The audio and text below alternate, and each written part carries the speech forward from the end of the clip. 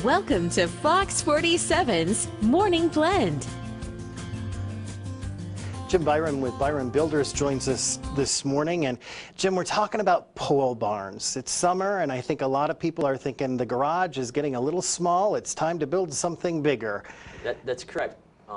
My first thought is when you think you need a bigger facility to storage, you should take some time and really see how much of a structure you really are going to need.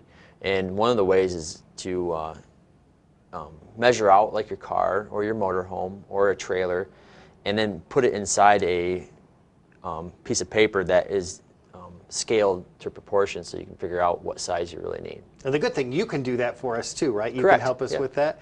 You know, and when I think about a barn for all the toys that everyone has, I think about where on the piece of property can I build that?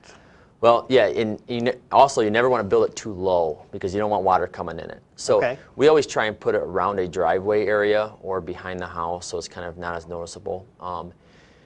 Driveways can be very expensive, so you try to utilize the existing driveway that you have. But also the look. You want it to kind of feel like the home or the agricultural unit. So it's all based on the exterior also. Well, and speaking of the look, we have some video that you brought with you of actually putting up a pole barn, and you do this all the time. And when you think about it, there are so many different looks to a barn, and a pole barn, to be specific. Yeah, I mean, you can make it look like a house. You can make it look like a hot rod shop. You can have it agricultural. We can do shingled roofs, steel roofs. There's pros and cons to all the different variations of a barn. So you really need to do your research and to figure out exactly what you want the barn for. But I love the fact that you could just sit down with you and go through all those choices, and you can kind of map it up.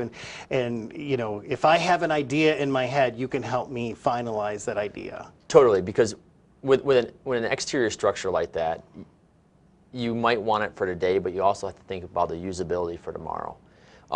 And for like overhead doors examples, you don't want to have a slider door when you're 60 years old, and if you just push a button, you can have an overhead door. Right. There's just many options. Right. Well, and then the options come with what kind of door do you want, what kind of siding do you want, what insulation, all things that you can sit down and help us out with a consultation.